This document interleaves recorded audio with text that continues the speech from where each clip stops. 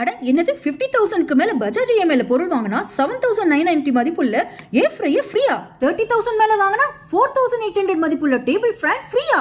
அட ஆமாங்க, உங்க சத்யா ஷோரூம்ல மீண்டு வந்தாச்சு ஃபுல் மூன் சேல்.